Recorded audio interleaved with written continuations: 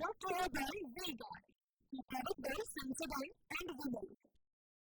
Blue Zebra. મત મેળવવાની લાહીમાં કેટલીકવાર સમાજમાં વૈમનસ્ય ફેલાય તેવા પ્રયાસો થતા હોય છે અને કંઈક આવો જ એક પ્રયાસ રાજકોટમાં થયો છે। એ દ્રશ્યો પણ આપને બતાવવા છે। ટીવી સ્ક્રીન પર આ દ્રશ્યો આપ જોઈ શકો છો, જેમાં રાજકોટમાં લેવા અને કડવા પાટીદારો વચ્ચે ઝેર ફેલાવતી પત્રિકા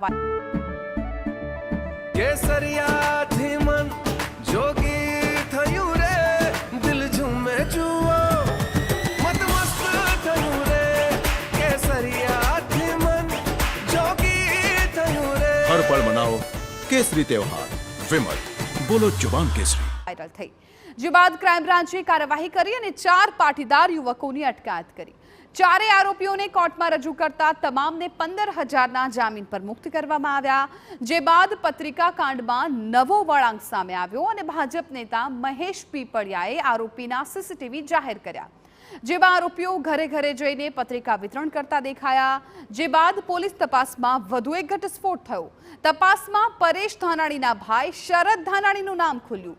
જે મામલે પોલીસ શરદ ધાનાણીની પૂછપરછ કરી શકે છે।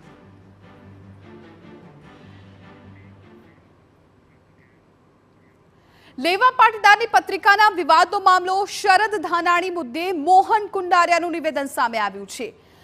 પત્રિકા વાયરલ કરનાર સામે કાર્યવાહી થવી જોઈએ તેવું મોહન કુંડારિયાએ કહ્યું છે। લેવા અને કડવા પટેલ એક મગના 2 ફાડા છે। આવી પત્રિકાથી કોઈ અસર નહીં થાય, પોલીસ ઝડપથી કામગીરી કરશે તેવી તેમણે આશા પણ દર્શાવી।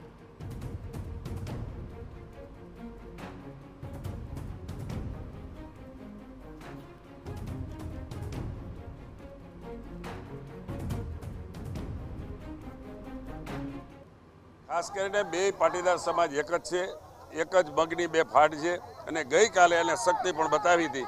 આના ઉપરથી બે સમાજમાં આ પત્રિકાના કારણે કોઈ ધૃણા પેદા થાય એવું મને લાગતું નથી, પણ જે લોકોએ હીન કૃત્ય કર્યું છે એના ઉપર એક્શન લેવા જોઈએ।